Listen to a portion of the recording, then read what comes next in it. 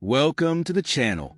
Today, we're diving into one of the most infamous and unsettling psychological experiments ever conducted, the Stanford Prison Experiment. Imagine ordinary people, everyday students, turning into authoritarian guards or submissive prisoners almost overnight. That's exactly what happened here, and it raises profound questions about how power and social roles shape who we are, how we think, and how we treat others when placed in certain circumstances. The Stanford Prison Experiment, conducted in 1971 by psychologist Zimbardo, set out to explore just how far the influence of social roles could go.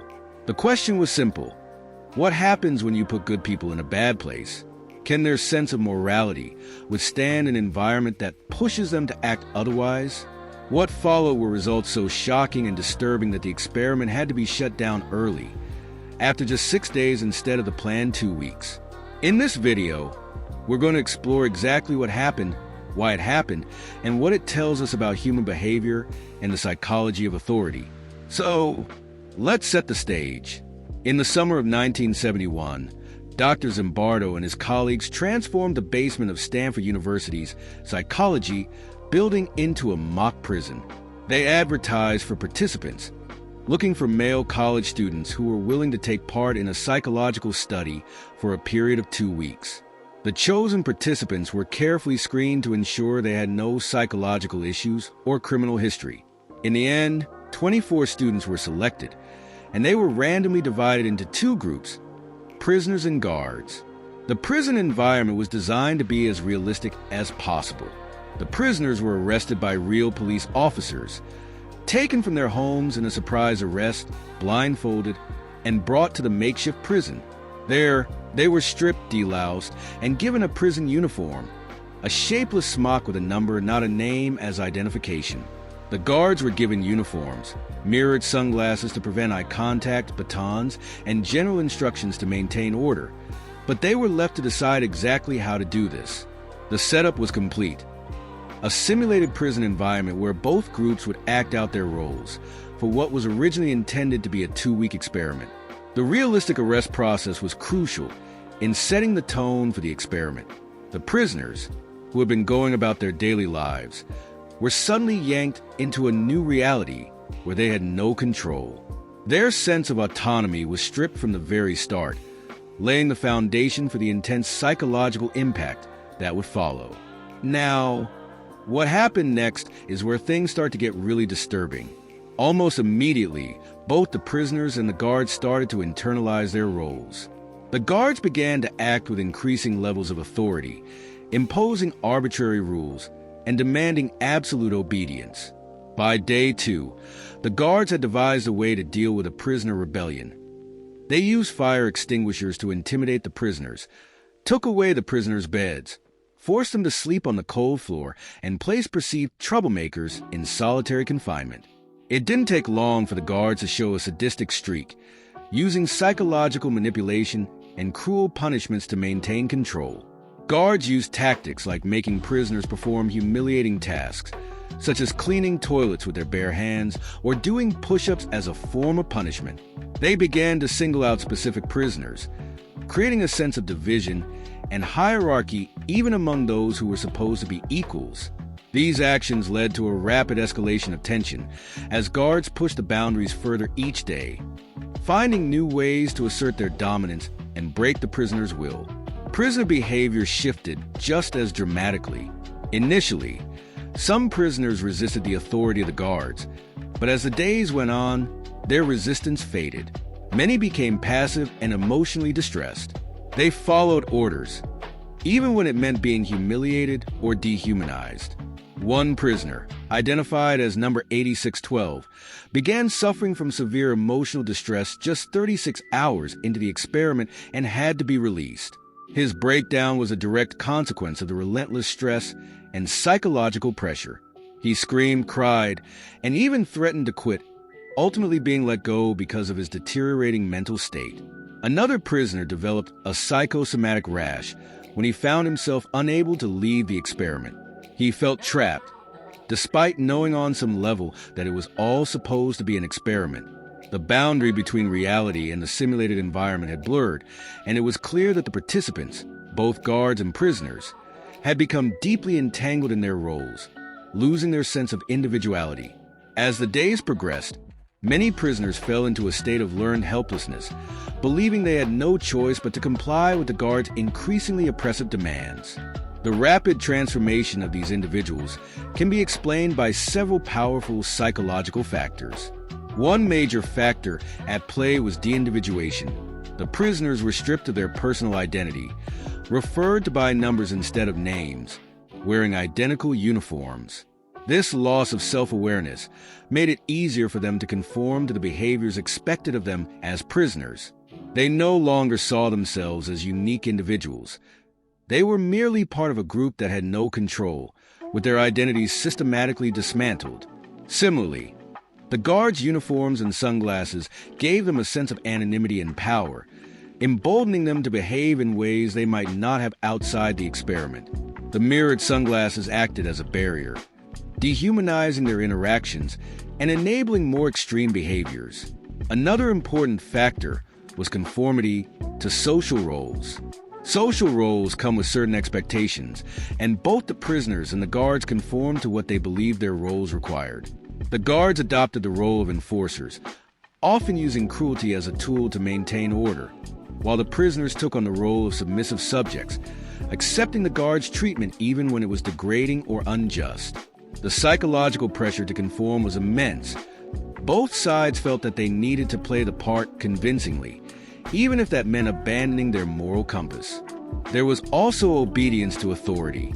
The guards felt empowered because they were acting under the implicit authority of the researcher, Zimbardo, who played the role of the prison superintendent. This authority seemed to legitimize their actions, even as they escalated in cruelty, despite knowing it was an experiment. They complied with their perceived duties to the point of harming others, an uncomfortable reminder of how easily people can obey authority figures, even when it goes against their morals. The presence of Zimbardo as a figure of authority created an unspoken sense of permission for the guards, validating their increasingly harsh actions. Finally, we need to consider the power of the situation. One of the experiment's most unsettling findings was just how easily situational factors could override individual personality traits. Many of the guards who behaved cruelly were ordinary college students, not people who showed any particular tendency towards sadism or aggression. The environment created by the experiment seemed to bring out behaviors that would have otherwise remained dormant.